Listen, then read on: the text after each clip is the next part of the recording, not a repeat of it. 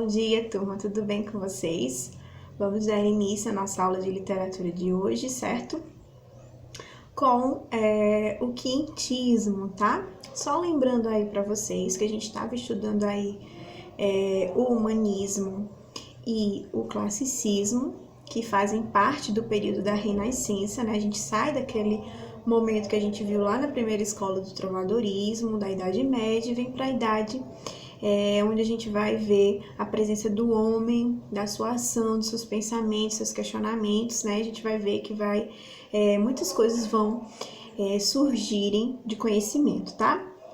E aí o quintismo, o que seria aí, né, que é um nome comumente dado pelos especialistas em literatura para o período de produções artísticas, tá? Que coincidem aí com o processo de descobrimento do Brasil pelos portugueses no início do século XVI, tá? E que evidenciam aí características nativas do país descritas por viajantes europeus, tá? Então, lembrando que a gente já tinha discutido que a gente não estava estudando a literatura no Brasil, porque nessa época, até por uma questão de evolução, da questão marítima e de um pensamento muito arcaico, né, muito fechado, como a gente viu nesse processo de transição, a gente não estudava a literatura brasileira, tá?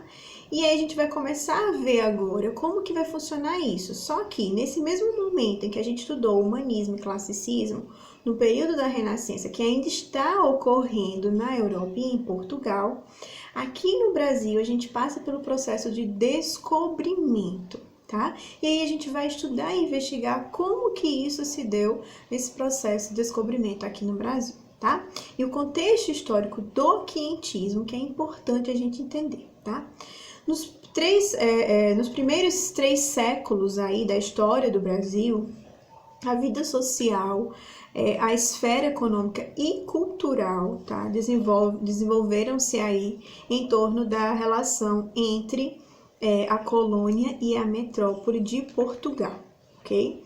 Então, essa relação, ela deu-se aí de modo que a colônia foi extremamente explorada, tá? Pela metrópole, o que fez com que a preocupação imediata dos primeiros colonos, ou seja, habitantes do território, fosse ocupar a terra, explorar o pau-brasil, cultivar a cana-de-açúcar, extrair o ouro, tá? Todo aquele contexto que a gente já sabe da história do Brasil, tá? Essa postura exploratória foi determinante para que houvesse aí o território de núcleos urbanos surgidos aí a partir dos ciclos de exploração, tá? Dessas matérias-primas destinadas à metrópole europeia. Então, assim formam-se no Brasil ilhas sociais, tá? Mais precisamente, a gente vai ter aí Bahia, Pernambuco, Minas Gerais, Rio de Janeiro e São Paulo, tá? Paralelamente a essa exploração econômica, que foi aí o centro propulsor aí desses núcleos, havia dentre seus habitantes aqueles que manifestaram por meio da escrita, tá?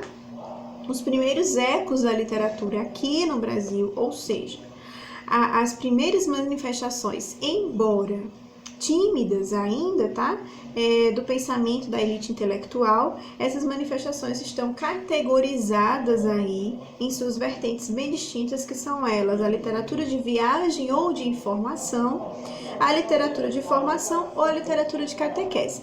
Lembrando que é muito importante a gente entender esse contexto social histórico do Brasil nessa época do quinhentismo, do século XVI, tá? Quando o Brasil vai ser descoberto lá em 1500, o que acontece aqui no Brasil, né? Porque isso vai fundamentar outras escolas, outros movimentos literários que vão surgir posteriormente, tá? Aqui no Brasil. Então, esse momento de contexto histórico é aquele que a gente estuda e que a gente sabe lá em história, né? Que é a questão da vinda dos portugueses para cá, da exploração, da catequização desses índios, e isso vai resultar nos nossos primeiros registros literários aqui no Brasil, tá? E aí a gente vai ter essas duas divisões, que vai ser a literatura de viagem, porque a gente vai ter os contos, as narrativas que vão estar contando, relatando minuciosamente o processo de inscrição, desde a saída da Europa até a chegada aqui no Brasil, o processo do que acontece aqui no Brasil, tá? O que é que os europeus acharam aqui, como eles vislumbraram aquele momento. E a gente vai ver a formação da catequese, tá? A questão de trazer os índios, né, para a religião católica. Ok? Então ela vai estar dividida nessas duas vertentes. A literatura de informação ou a literatura de viagem, o que seria, né? Os primeiros registros que são escritos no Brasil têm como característica a documentação do processo colonizador, tá? Que marcou aí os primeiros anos de povoamento da colônia. Aí são informações que viajantes missionários europeus, tá? Anotaram sobre o homem e a natureza das terras que conheciam naquele contexto. Esses registros descritivos não pertenceram à categoria aí literária, já que não havia uma preocupação estética em organizá-los em prol de um deleite advindo de uma literatura de fruição, ou seja, voltado ao prazer, como os gerados por uma obra ficcional, tá? Porém, alguns críticos literários situam essa produção nascente como uma rica crítica de uma forte temática, tá? Para os escritores posteriores que vão vir depois. Afinal, a descrição da paisagem original, dos hábitos, dos costumes indígenas, dos grupos sociais que nasciam nos núcleos urbanos e que surgiram, formou aí uma enciclopédia, tá? Aqui os escritores, como os do romantismo brasileiro, recorreram para fazer aí uma literatura genuinamente voltada às temáticas nacionais, que a gente vai estudar mais na frente e vai entender o porquê dessa importância dessas retomadas e buscas da enciclopédia e das características dessa época, tá? Assim, a embrionária produção intelectual do Brasil colônia, materializada aí nos relatos dos viajantes e dos missionários católicos, tem valor aí não só histórico do registro de uma época, tá? Como também serviu aí de material temático inspirador à produção literária posterior, tá? A gente vai ter aí o romantismo, como eu falei para vocês, que teve como princípio a construção de uma literatura verdadeiramente do Brasil, estabelecendo o contraponto à produzida em Portugal, tá? A gente vai ver e vai discutir isso mais à frente, mas é importante a gente já entender como que essas questões históricas e sociais vão influenciar, tá? As principais obras e autores dos textos de formação, a gente vai ter aí que as principais produções do Brasil colônia, escritas aí do século XVI e XVII, elas caracterizadas como informativas. Elas vão ser a carta, tá? Que é importante vocês darem ênfase aí nos estudos sobre a carta de Pero Vaz de Caminha a El Rei Dom Emanuel, referindo ao descobrimento de uma nova terra e as primeiras impressões da natureza indígena de 1500, tá? O Diário de Navegação de Pero Lopes e Souza, escrivão do primeiro grupo colonizador, e de Martim Afonso de Souza, escrito por volta de 1530, o Tratado da Terra do Brasil e História da Província de Santa Cruz, e que vulgarmente chamamos de Brasil, de Pero de Magalhães Gândavo, né, de 1576. A narrativa epistolar e os Tratados da Terra e da Gente do Brasil, do jesuíta Fernão Gardim, de 1583, e a gente vai ter também o Diálogo das Grandezas do Brasil, né, que de Ambrósio Fernandes Brandão, escrito por volta de 1618, o Tratado Descritivo do Brasil, também de Gabriel Soares de Souza, escrito por 1587, as cartas dos missionários jesuítas, escritas nos 2 primeiros séculos da catequese, registradas depois, tá, em antologias, como as cartas jesuítas, em 1933. A gente vai ter as 2 viagens ao Brasil, de Hans Staden, 1557, a viagem à terra do Brasil, de Jean de Lery, de 1578. A História do Brasil, de Frei Vicente de Salvador, 1627. Então, vocês observem que todas essas literaturas aí, elas são textos informativos e descritivos, tá? Não tem aquele cunho literário da poesia, da prosa, mas é descritivo de informação, tá? Sendo especialistas aí, o marco inicial da literatura de informação foi a Carta de Pero Vaz de Caminha, que é muito importante para que vocês possam entender. Ela é considerada a certidão de nascimento do Brasil, tá? Do rei Dom Emanuel I, rei de Portugal, sobre o descobrimento do Brasil. E aí tem um pequeno trecho dessa carta que eu vou ler aqui, vocês acompanham aí, tá? Que diz o seguinte: ali vieres galantes, pintadas de preto e vermelho, e guartejados assim pelos corpos, como peles pelas pernas, que, certo, assim, pareciam bem. Também andavam entre eles 4 ou 5 mulheres novas, que assim nuas, não pareciam mal. Entre elas andava uma, com uma coxa de joelho, do joelho até o quadril, e a nádega toda tingida daquela tintura preta, e todo o resto da sua cor natural. Outra trazia ambos os joelhos com as curvas assim tintas, e também os colos dos pés. E suas vergonhas tão nuas e com tanta inocência assim descobertas que não havia nisso desvergonha nenhuma. Né? Então, é um trecho da carta de Pero Vaz de Caminha, né?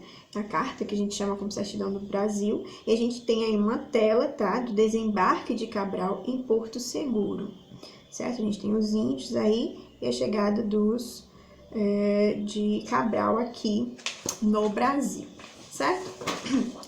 E aí também a gente vai ver que essa literatura de formação ou literatura de catequese, paralelamente às obras de informações escritas pelos leigos viajantes que desbravavam aí a colônia, foram produzidas também obras de cunho pedagógico e moral, porque pretendia-se aí educar e evangelizar os índios, tá? A chamada literatura de formação ou de catequese, produzida pelos missionários jesuítas que vieram para cá, vindos aí de Portugal. Esses religiosos, eles tinham uma missão de catequizar os índios, tá? Deixaram cartas, tratados, crônicas e poemas, os quais se tornaram registros não só de uma prática religiosa de difusão aí do catolicismo, tá? Mas também registros de textos com certo refinamento estético. Observem aí essa imagem, tá? Que é a primeira missa no Brasil, retratada por Victor Meirelles em 1861. Essa imagem, ela faz referência a esse processo aí do quentismo, mas ela só vai ser retratada anos e anos, décadas depois, né, em 1861, pelo Victor Meirelles, quando a gente já vai estar aí no processo de romantismo da escola romantista aqui no Brasil, que retrata a primeira missa brasileira, tá? Os autores mais significativos dessa vertente são os padres Manuel da Nóbrega, Fernão Cardim e José de Anchieta. A gente vai se deter a cada um deles depois, mas aí a gente vai dar um resumo aqui de quem foi eles, tá? Manuel da Nóbrega, de 1517 a 1570, nasceu em Alijó, Portugal, e morreu aqui no Rio de Janeiro, tá? Chegou à Bahia em 29 de março de 1549 e participou da primeira missa celebrada nessa localidade. Foi um dos fundadores da cidade de Salvador e do Rio de Janeiro. Nas cartas que escreveu a Portugal encontra-se aí a descrição do início do povoamento das terras brasileiras. Além disso, o catequizador aí e seus escritos contribuíram para o estudo dos costumes da sociedade indígena Tupinambá. Em sua primeira carta do Brasil, o padre Simão Tupinambá, né, Simão Rodrigues, provincial de Portugal, expressa uma postura típica dos jesuítas a respeito da conversão do indígena e da tentativa de eliminar de sua cultura de certos hábitos, como o canibalismo e a poligamia. Então, para os portugueses, isso era muito extremo, né? Imagina, um canibalista comer pessoas, como assim? E a questão de um homem ter várias mulheres, que era visto aí com uma visão religiosa como pecado, né? Pra gente, para os indígenas, não, era natural, fazia parte da cultura dele, né? Mas aí, essa visão que era retratada era como uma visão de pecado mesmo, que esse índio ele precisava de uma questão religiosa, né? E aí a gente tem um trechinho dessa carta, né, que diz o seguinte, do padre Simão Rodrigues, diz o seguinte, ó: dize que quer ser cristão e não comer carne humana, nem ter mais de uma mulher e outras coisas, somente que há de ir à guerra e aos que cativar, vendê-los e servir-se deles, porque estes desta terra sempre têm guerra com outros e assim andam todos em discórdia. Comem-se uns aos outros, digo os contrários, é gente que nenhum conhecimento tem de Deus, nem ídolos, fazem tudo quanto lhe dizem. Então esse é um trechinho aí desses costumes da sociedade indígena Tupinambá. E a gente vem para Fernão Gardim, tá? Que ele nasceu em Viana, tá? Do Alentejo, Portugal, e morreu também aqui na Bahia, nos arredores da cidade de Salvador. Os 3 tratados que ele escreveu aí foram condensados pela primeira vez na obra Tratado da Terra e da Gente do Brasil, publicada em 1939.